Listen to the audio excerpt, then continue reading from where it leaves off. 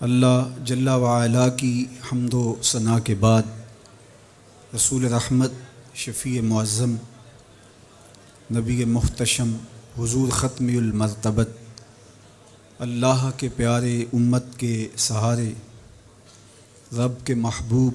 دانائے غیوب، مالک رقاب امم، فخر عرب و عجم، والی کون و مکان، سیاہ لا مکان، سید انس و جاں، سرور لالا رخاں، نیر تاباں، سرنشین مہوشاں، ماہ خوباں، شہنشاہ حسینہ، تتمہ دوراں، سرخیل زہرہ جمالاں، جلوہ صبح ازل، نور ذات لم یزل، باعث تکوین عالم، فخر آدم و بنی آدم، نیر بطحا، رازدار ما اوہا، شاہد ما طغا، صاحب علم نشرہ، معصوم آمنہ احمد مجتبیٰ، حضرت محمد مصطفیٰ صلی اللہ علیہ وآلہ وسلم کے حضور ناز میں اپنی عقیدتوں، ارادتوں اور محبتوں کا خراج پیش کرنے کے بعد، عالی مرتبت، ذی وقار علماء کرام، مہمانان محتشم، معزز حاضرین و حاضرات، ناظرین و ناظرات، السلام علیکم ورحمۃ اللہ وبرکاتہ۔ کتاب رحمت قرآن مجید نے ہمیں مخاطبت کرتے ہوئے ارشاد فرمایا، وَكَذَلِكَ جَعَلْنَاكُمْ أُمَّةً وَسَطًا، کہ ہم نے آپ کو امت وسط بنایا۔ تو دو چیزیں یہاں بیان فرمائی گئیں۔ ایک تو ہمارا نام، ہمارا تعارف، ہماری پہچان امت کے ذریعے سے کی گئی ہے کہ تم امت ہو، اور یہ وہ امت ہے جو میرے حضور نے جوڑی ہے۔ تنکا تنکا کر کے یہ گھونسلہ بنا، کوئی روم سے آیا، کوئی حبشے سے آیا، کوئی فارس سے آیا، کوئی مکے کا باسی تھا، کوئی مدینے کا رہائشی تھا، کوئی یمن سے سفر کرتا ہوا آن پہنچا، اور یہ ایک امت بنی۔ میرے حضور نے امت بنائی تھی، فرقے ہم نے بنائے ہیں، امت کو ٹکڑوں میں ہم نے بانٹا ہے۔ استاد ابراہیم ذوق نے کہا تھا، ہفتاد و دو فریق حسد کے عدد سے ہیں، اپنا یہ طریق کے باہر عدد سے ہیں۔ حسد کے عدد نکالو تو 72 بنتے ہیں۔ تو کہا کہ یہ حسد کا نتیجہ ہے کہ امت فرقہ فرقہ ہو گئی اور ٹکڑوں میں بٹ گئی۔ مجھے بتاؤ، جس نے امت جوڑی تھی اس کے قلب اطہر پہ کیا گزرتی ہوگی؟ گھر میں دو بیٹے آپس میں بولتے نہ ہوں تو باپ کے حلق سے نیچے لقمہ نہیں اترتا۔ جس کی امت فرقوں میں بٹ گئی، طائف کے بازاروں میں، مکے کی گلیوں میں،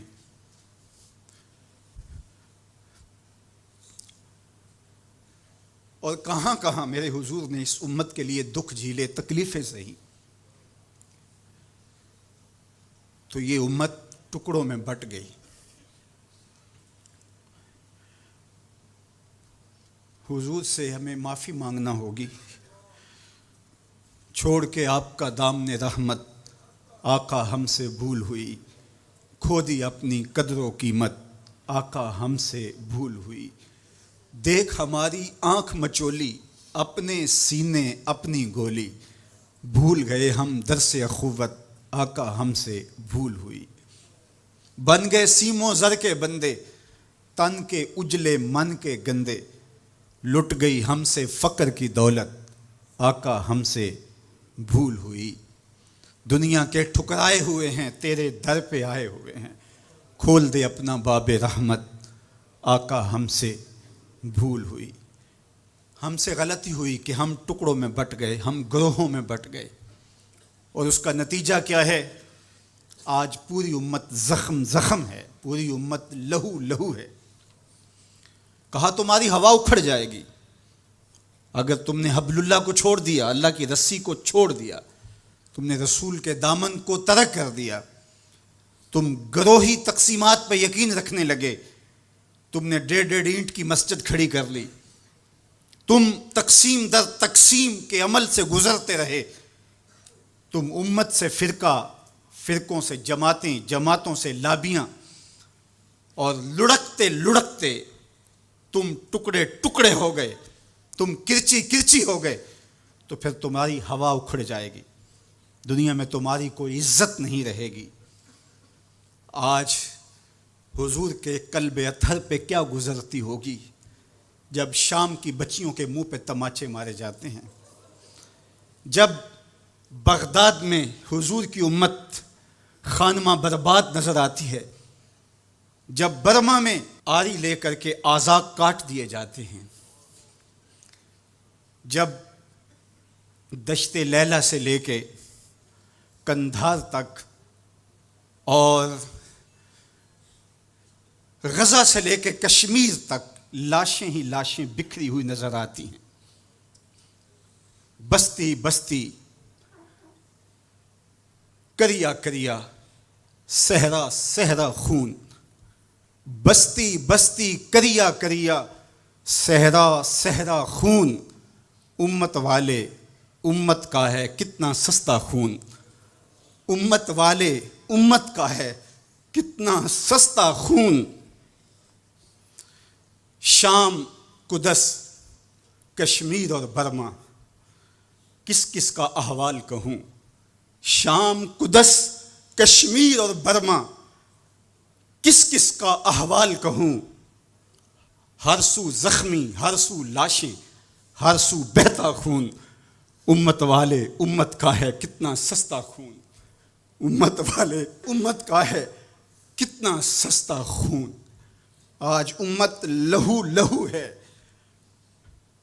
اس پوری کائنات میں 1 انچ بھی جگہ ایسی نہیں ہے جہاں آتش و آہن برستا ہو اور وہ کفار کی سرزمین ہو۔ جہاں بھی خون بہتا ہے وہ بستی مسلمانوں کی ہے، جہاں لاشیں گرتے ہیں وہ گھر مسلمانوں کا ہے، جہاں عصمتیں لٹتی ہیں وہ خطہ مسلمانوں کا ہے۔ یہ ہمارے گناہوں کی سزا ہے جو ہم کاٹنے پہ مجبور ہیں، اور جب تک ہم امت نہیں بنتے تب تک رسوائیاں ہمارا مقدر ہوں گی اور ذلت ہمارا مقسوم ہے جب تک ہم ان کے دامن سے نہیں جڑ جاتے۔ قوت عشق سے جب دہر میں اجالا نہیں ہوتا تو پستیوں کو بلندیوں سے بدلنے کا کرینہ آپ نہیں سیکھ سکتے۔ نام محمد کو تھام کر کے، امت کی وحدت کے تصور کو اجاگر کر کے، حضور کا پاکیزہ وجود جو امت کی وحدت کا ضامن ہے، اس سے بے لوث محبت کا رشتہ اور الفت کا ربط جب تک مضبوط نہیں ہوتا تب تک ہم ان مشکلات سے کبھی بھی نہیں نکل سکتے۔ 1000 فلسفے تراش لیں، 1000 منطقیں بگھار لیں، لیکن کوئی نتیجہ نہیں ہوگا۔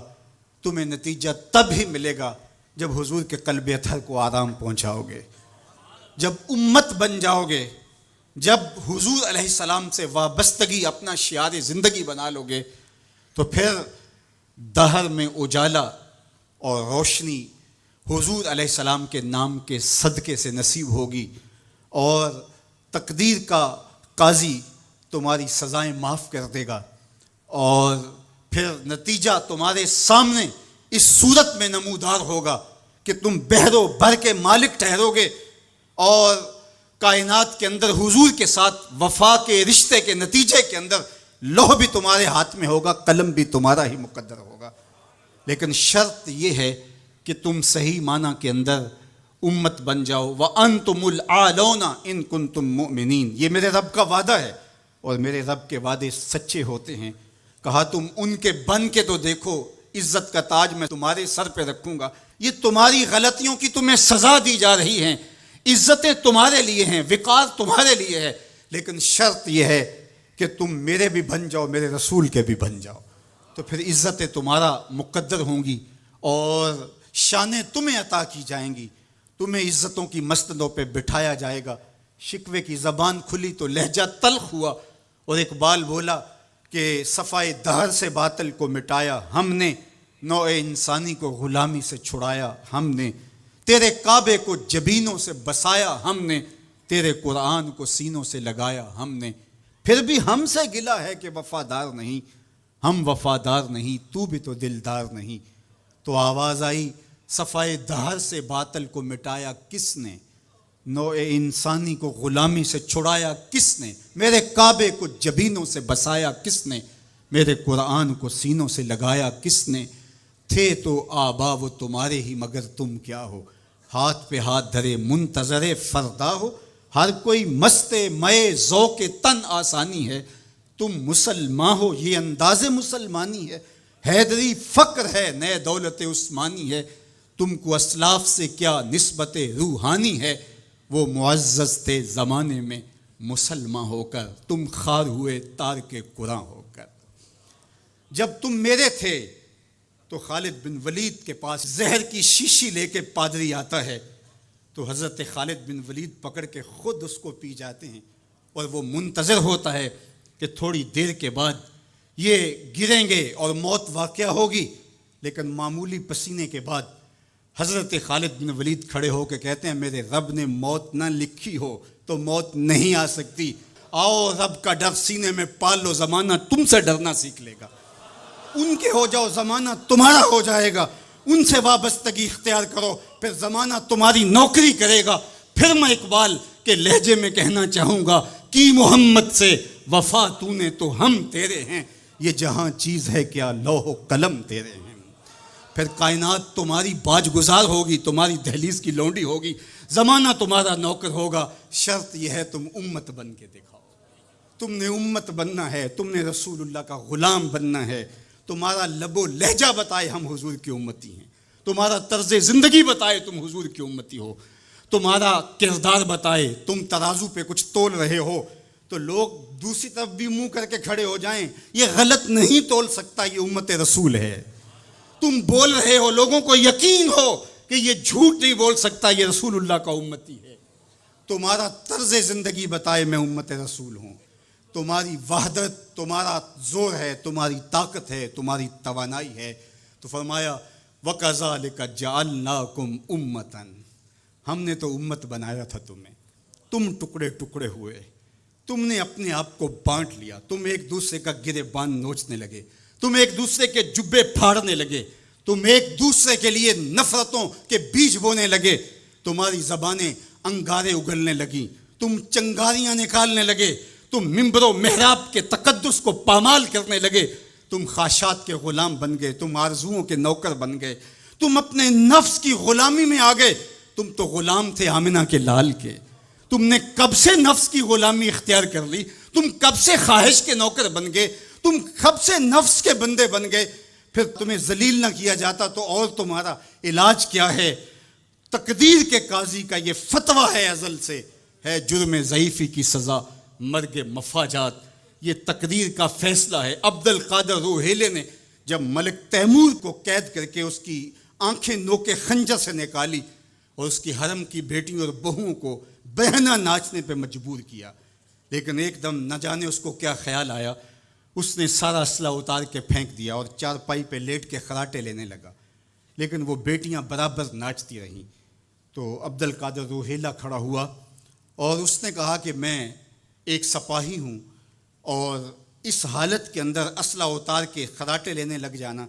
یہ ایک سپاہی کی شان کے لائق نہیں ہوتا، یہ میرا تکلف تھا، یہ میری بناوٹ تھی، مجھے خیال آ گیا کہ میں نے بہت زیادتی کی ہے اور میں یوں لیٹا، میرا خیال تھا کہ تیمور کی کوئی بیٹی میرے ہی خنجر سے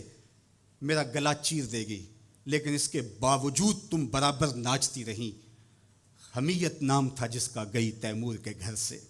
اس نے کہا کہ اب میں حق بجانب ہوں جو میں نے آپ کے ساتھ کیا، اس لیے کہ میرے خنجر کو پڑا ہوا دیکھ کے اور مجھے خراٹے لیتے ہوئے دیکھنے کے باوجود بھی جب تم ناچ رہی ہو تو پھر میں نے غلط نہیں کیا، تمہارا علاج یہی تھا، جب ہماری بیٹیاں غیروں کے نرغے میں ہوں،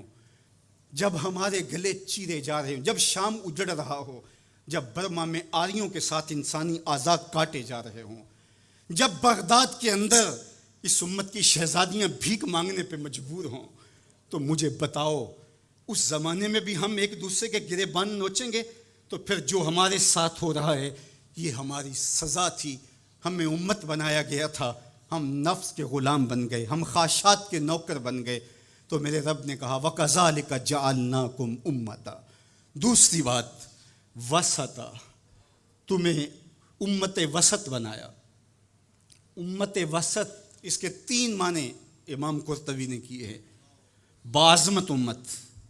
باکمال امت، اور تیسرا معنی معتدل امت۔ عظمت کے جس معراج پہ تمہیں بٹھایا تھا وہ کسی اور کا مقصوم نہیں تھا۔ جعلت لی الارض مسجدا، پوری کائنات کو تمہارے لیے مسجد بنا دیا گیا، تمہیں یہ عزت دی۔ حضور نے فرمایا میں آخری نبی ہوں، وانتم آخر الامم، اور تم آخری امت ہو، پس خدا بر ما شریعت ختم کر، بر رسول ما رسالت ختم کر۔ ہمیں آخری امت بنایا گیا، کنتم خیر امت اخرجت للناس تامرون بالمعروف وتنہون عن المنکر۔ یہ مجھے کہا گیا، یہ آپ کو کہا گیا، تم خیر امت ہو۔ ذرا گریبان میں جھانک کر کے دیکھیں، مجھے کہا گیا میں خیر ہوں، آپ کو کہا گیا خیر ہوں، یار یہ نسبت میرے حضور کی ہے۔ تو تم خیر سے جڑے ہو، تم بھی خیر بن گئے ہو، تم خیر امت ہو، تمہیں عزتوں کی مسند دی گئی، جو معراج، جو مقام، جو مرتبہ، جو رفعت تمہیں دیا گیا وہ کسی اور کا مقصوم نہیں ہے، تم خیر امت قرار پائے۔ اللہ اکبر۔ تو کہا اس سے مراد باعظمت امت ہے۔ دوسرا معنی باکمال امت، جو عزت، جو شرف، جو مرتبہ، جو مقام تمہیں دیا گیا، جو کمال، عروج اور بانکپن تمہارا مقصوم ہے، وہ کسی اور امت کا مقصوم نہیں ہے۔ حضور نے ارشاد فرمایا ایک بندہ صبح سے لے کر کے ظہر تک مزدوری کرتا ہے، اس کو ایک قیراط دیا جاتا ہے۔ ایک ظہر سے لے کر عصر تک مزدوری کرتا ہے، اس کا وقت تھوڑا ہے لیکن مزدوری اس کو بھی ایک قیراط دی جاتی ہے۔ اور تیسرا شخص عصر سے لے کر مغرب تک مزدوری کرتا ہے، دونوں سے کم تھوڑا وقت لگاتا ہے لیکن اس کو 2 قیراط دیے جاتے ہیں۔ فرمایا پہلی مثال یہود کی ہے، دوسری مثال نصارہ کی، اور تیسری مثال میری امت کی ہے۔ تھوڑے عمل پر زیادہ اجر رکھا گیا، من جاء بالحسنۃ فلہ عشر امثالھا، ایک نیکی کرو گے 10 کا ثواب ملے گا۔ یہ اس امت کو اعزاز دیا گیا، یہ امت کو تکریم دی گئی۔ ایک بچہ حفظ قرآن کرتا ہے اور اپنے خاندان کے لوگوں کی شفاعت کرتا چلا جاتا ہے۔ بڑھاپے میں اترتا ہے ایک شخص، عمر کی کثرت کی وجہ سے وہ خاندان کی شفاعت کا اہل ہو جاتا ہے۔ کیا کیا شرف نہیں دیے گئے، کیا کیا مقام نہیں دیا گیا۔ اس امت کو عزتوں کی مسند پہ بٹھا دیا گیا۔ قیامت کے دن اعضائے وضو سے چمکتی ہوئی یہ امت سامنے آئے گی، دور سے پہچانے جائیں گے یہ محمد عربی کے غلام ہیں، چونکہ ان کے اعضاء چمک رہیں گے، روشنی نکل رہی ہوگی ان کے وجود سے۔ تیسرا معنی امت وسط کا معتدل امت، اعتدال کی راہوں پہ چلنے والی، نہ یہود کی طرح اور نہ نصارہ کی طرح افراط و تفریط کا شکار نہیں ہوں گے، بلکہ یہ اعتدال کی راہوں پہ گامزن ہوں گے، عقائد میں، اعمال میں، رویوں میں، طرز زندگی میں، انداز معاشرت میں، گفتگو میں، کلام میں، ہر لحاظ سے یہ اعتدال کی راہوں کے مسافر ہوں گے۔ جب یہ امت اعتدال کی راہوں سے نکلی اور ان میں غلوف پیدا ہوا یا ان کے اندر تفریط پیدا ہوئی تو نتیجہ یہ ہوا امت اپنے وقار کو کھو بیٹھی۔ یہود نے شان الوہیت اور شان رسالت کے اندر تنقیص کر دی اور انبیاء علیہم السلام کی دشمنی مول لی اور کتنے نبیوں کو ناحق قتل کیا۔ بنی اسرائیل نے 70 نبی شہید کیے ہیں۔ آج اگر راہ خدا میں ہمیں کوئی تکلیف پہنچتی ہے تو میں اور آپ ہوتے کون ہیں؟ اس راستے کے اندر تو نبی شہید کیے گئے۔ امام رازی نے تفسیر کبیر میں لکھا ہے کہ مکے سے طائف تک 70 ایسے نبیوں کی قبریں ہیں جن کی وفات صرف بھوک کی وجہ سے ہوئی ہے۔ یہ دین یوں ہی ہمارے تک نہیں پہنچا، یہ قدریں ہمارے تک یوں ہی نہیں پہنچی، ہمارے اسلاف کی قربانیوں کا نتیجہ ہے۔ اور دوسری جانب نصارہ نے انبیاء کے باب میں ایسا غلو کیا اور توحید کے عقیدے کو بھی بگاڑ کے رکھ دیا، حضرت عیسیٰ کو خدا کا بیٹا قرار دے دیا۔ تقانیم ثلاثہ میں مبتلا ہو کر کے 3 وجودوں کو انہوں نے معبود قرار دیا اور 3 وجودوں کے مجموعے کو الہ کہا۔ افراط اور تفریط کی راہوں پہ گامزن ہونے والے گمراہیوں کا شکار ہوئے، لیکن مجھے میرے دین نے، میرے اسلام نے جو عقیدہ دیا وہ صراط مستقیم کا عقیدہ دیا۔ اور ہر روز ہر نمازی ہر نماز کی ہر رکعت میں اصالتاً یا وقالتاً یہ کہتا ہے اہدنا الصراط المستقیم۔ یہ اتنی ضرورت ہے ہماری کہ اللہ سے مستقیم راہ مانگے، کہ چونکہ دونوں جانب لڑکنے کے اندیشے لمحہ لمحہ موجود ہیں۔